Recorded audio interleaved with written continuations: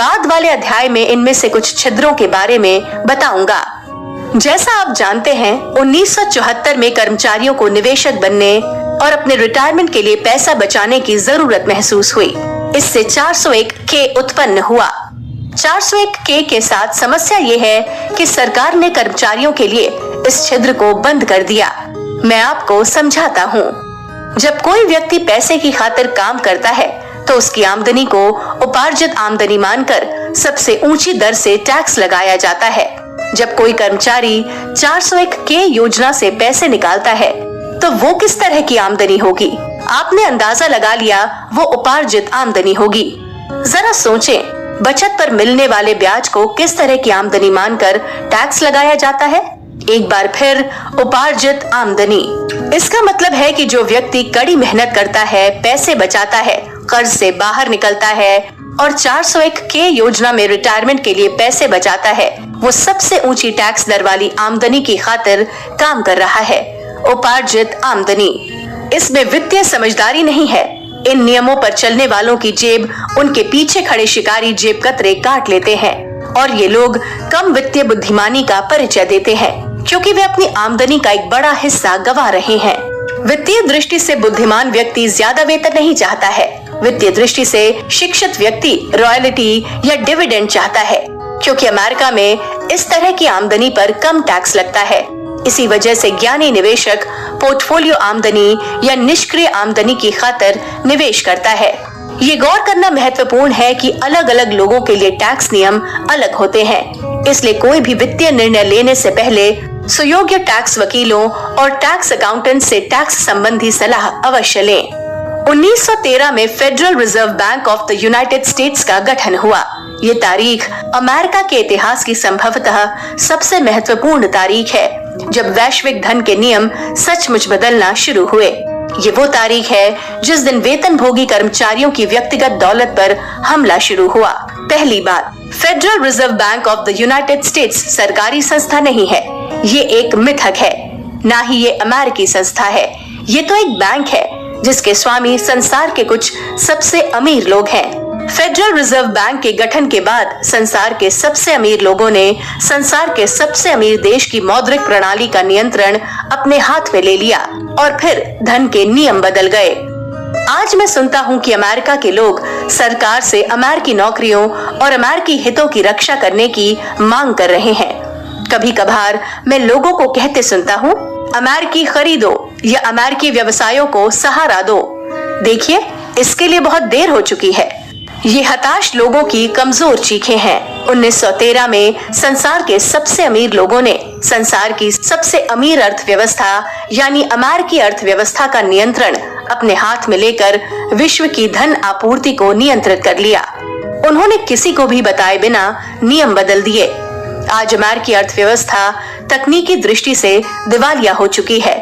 इसके खजाने में इसके खुद के IOU भरे हैं जिन्हें बॉन्ड या टी बिल कहा जाता है। ये वे बिल हैं जो भावी पीढ़ियों को चुकाने होंगे। दौलत की ये चोरी चलती रहती है। जब अरबों लोग अमीरों की कंपनियों में नौकरी करने जाते हैं, अमीरों के बैंकों में पैसे बचाते हैं और अमीरों के निवेश बैंकरों के जरिए अमीरों की संपत्तियों में निवेश करते हैं, जैसे शेयर, बॉन्ड और म्यूचुअल फंड। बरसों पहले 1980 के दशक की शुरुआत में मैंने एक बेहतरीन पुस्तक पढ़ी थी जिसका शीर्षक था ग्रंच ऑफ जॉइंट्स। ग्रंच शब्द ग्रॉस यूनिवर्सल कैश हीस्ट का संक्षिप्त रूप है। ये पुस्तक डॉक्टर R. बकमिंस्टर फुलर ने लिखी थी, जिन्हें हमारे युग का महान जीनियस माना जाता है। मुझे व्यक्तिगत रूप से डॉक्टर फुलर के साथ 3 बार अध्ययन करने का सौभाग्य मिला था। 1983 में उनकी मृत्यु के कुछ समय पहले उनका मेरे जीवन पर जबरदस्त प्रभाव पड़ा और कई अन्य लोगों पर भी जिन्होंने उनकी पुस्तकें पढ़ी या उनके साथ अध्ययन किया था। हार्वर्ड यूनिवर्सिटी उन्हें अपने सबसे महत्वपूर्ण विद्यार्थियों में से एक मानती है और the American institute of architects उन्हें हमारे युग के महानतम डिजाइनर्स में से एक मानता है।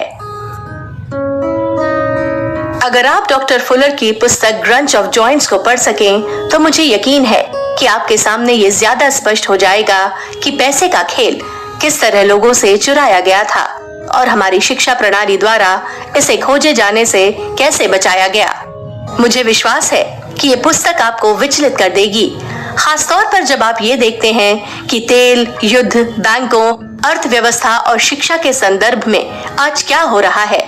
इस पुस्तक में डॉक्टर फुलर कहते हैं कि सरकार आपकी जेब में टैक्स का हाथ डालती है और वो पैसा अपने मित्रों को सौंप देती है, जो बहुराष्ट्रीय कॉरपोरेशनों को नियंत्रित करते हैं।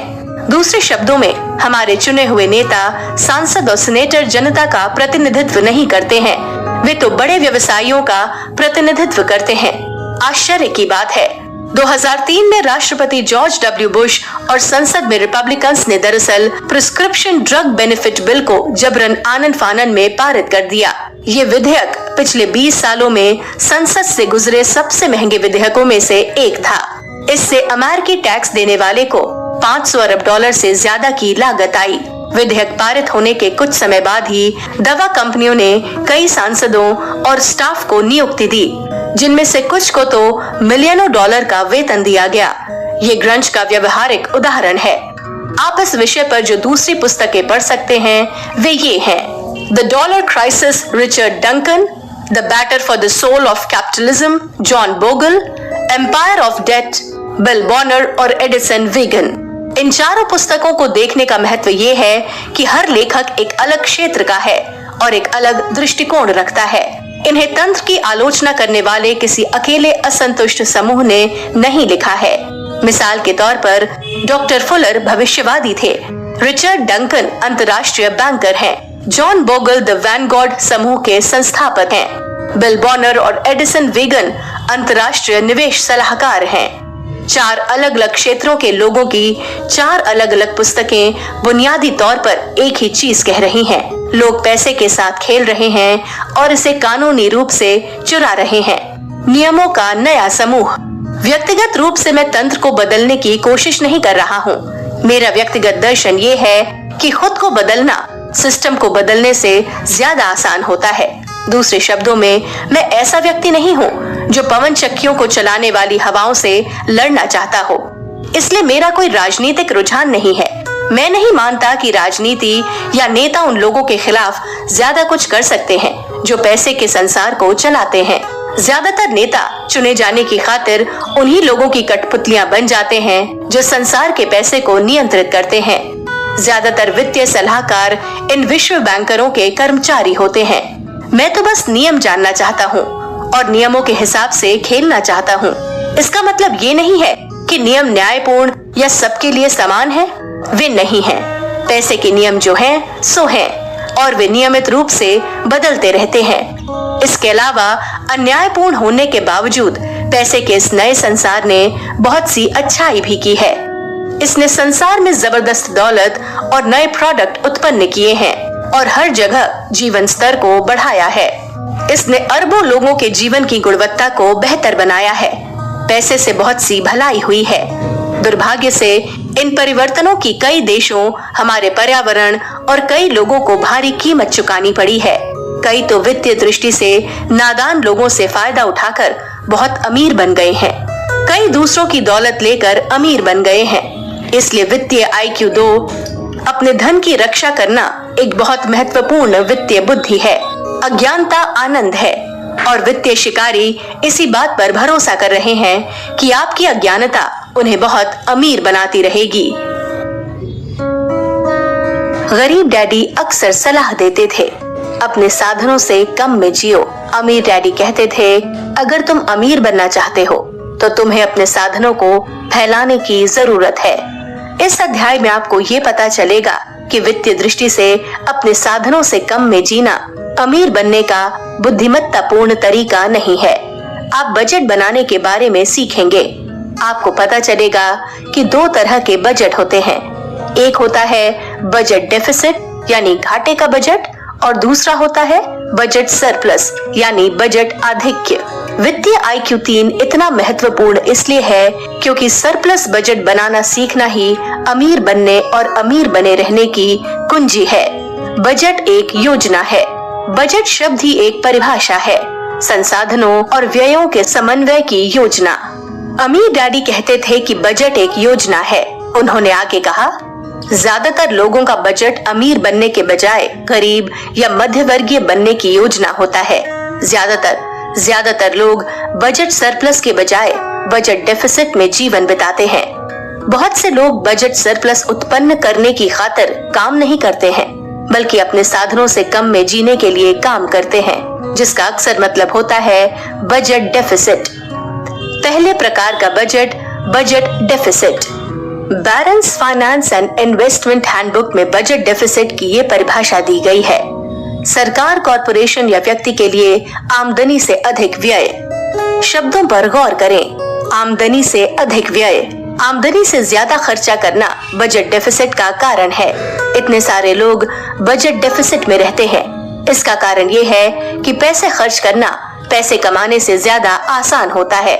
पंगु करने वाले बजट डेफिसिट से सामना होने पर ज्यादातर लोग अपने खर्च कम करने का चयन करते हैं।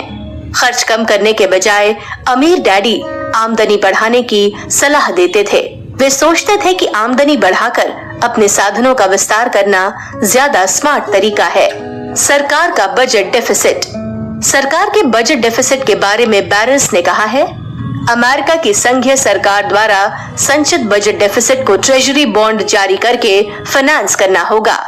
इस पुस्तक के पिछले अध्यायों में मैंने बताया था कि अमेरिका की सरकार कर्ज बेचकर यानी ट्रेजरी बॉन्ड जारी करके अपनी समस्याओं को फाइनेंस कर रही थी, जिनका भुगतान भावी करदाताओं को करना होगा। सोशल सिक्योरिटी ट्रस्ट फंड का दरअसल अस्तित्व ही नहीं है और ये ट्रेजरी बॉन्ड से भरा है। दूसरे शब्दों में, चूंकि अमेरिका की सरकार घाटे के बजट में चलती है, इसलिए कर्मचारियों और कंपनियों द्वारा सोशल सिक्योरिटी फंड में लगाए पैसों का इस्तेमाल दूसरे बिलों को चुकाने में किया जाता है, न कि सोशल सिक्योरिटी ट्रस्ट फंड को बढ़ाने में। नीचे दिया गया रेखा चित्र देखें। कंपनी का बजट डेफिसिट। बैरेंस ने लिखा है, बिक्री बढ़ाकर और खर्च कम करके कंपनी के बजट डेफिसिट को कम करना होगा, वरना कंपनी लंबे समय तक बच नहीं पाएगी। एक बार फिर दो विकल्पों पर गौर करें। एक विकल्प है बिक्री बढ़ाना और दूसरा है खर्च घटाना। किसी कंपनी के घाटे या डेफिसिट का फाइनेंशियल स्टेटमेंट इस रेखा चित्र जैसा दिखता है। कृपया दिए गए चित्र को देखें। अमीर डैडी ने मुझे जेरोक्स में नौकरी करने की सलाह इसलिए भी दी थी ताकि मैं बिक्री बढ़ाना सीख लूं, जिससे आमदनी बढ़ती है।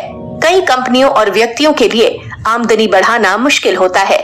जो कंपनियां सामान नहीं बेच सकती, उनके लिए खर्च कम करना, कर्ज दायित्व बढ़ाना या संपत्तियों को बेचना ज्यादा आसान होता है।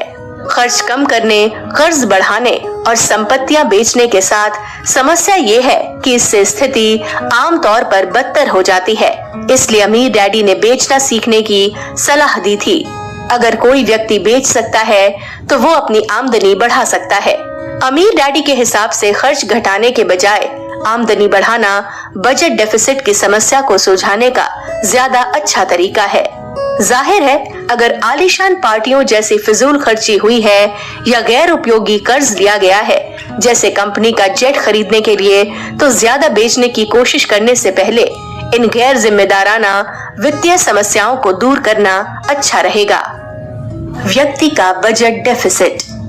बैरेंस में कहा गया है, जो व्यक्ति लगातार अपनी आमदनी से ज्यादा खर्च करता है वो भारी कर्ज में आ जाएगा और अगर वो कर्ज का ब्याज न चुका पाए तो वो अंततः खुद को दिवालिया घोषित करने के लिए विवश हो जाएगा।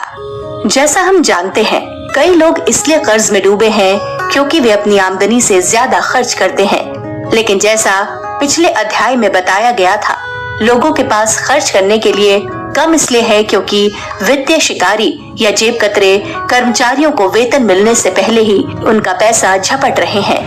वेतन मिलने से पहले कर्मचारियों से पैसा लेने के पीछे ये तर्क दिया जाता है कि ज्यादातर कर्मचारियों में अपने पैसे का प्रबंधन करने की वित्तीय बुद्धि नहीं होती है या कम होती है। अगर हमारे स्कूलों में वित्तीय शिक्षा दी जाती तो शायद इस बात पर विश्वास किया जा सकता था कि कर्मचारी अपने पैसों का प्रबंधन खुद कर सकते हैं।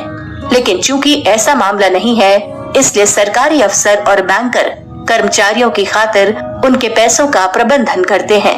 अफसर और बैंकर जब आपके पैसों का प्रबंधन करते हैं तो समस्या ये होती है कि वे सोचने लगते हैं कि आपका पैसा उनका पैसा है। किसी व्यक्ति के वित्तीय स्टेटमेंट को देखने पर रेखा चित्र इस तरह दिखता है। कृपया नीचे दिए गए रेखा चित्र को देखें। इन 4 महत्वपूर्ण व्ययों पर ई क्वाड्रेंट के कर्मचारियों का कोई नियंत्रण नहीं होता। टैक्स, सोशल सिक्योरिटी, पेंशन और हाउस लोन पेमेंट। इस रेखा चित्र की मदद से आप देख सकते हैं कि सरकारी अफसर टैक्स और सोशल सिक्योरिटी के जरिए पैसा लेते हैं, जबकि बैंकर्स पेंशन 401 के और हाउस लोन पेमेंट के जरिए आपका पैसा लेते हैं। कई लोगों के बजट डेफिसिट का मूल कारण यही है। दूसरी ओर वित्तीय दृष्टि से बुद्धिमान व्यक्ति का इन व्ययों पर नियंत्रण होता है। दूसरे प्रकार का बजट सरप्लस।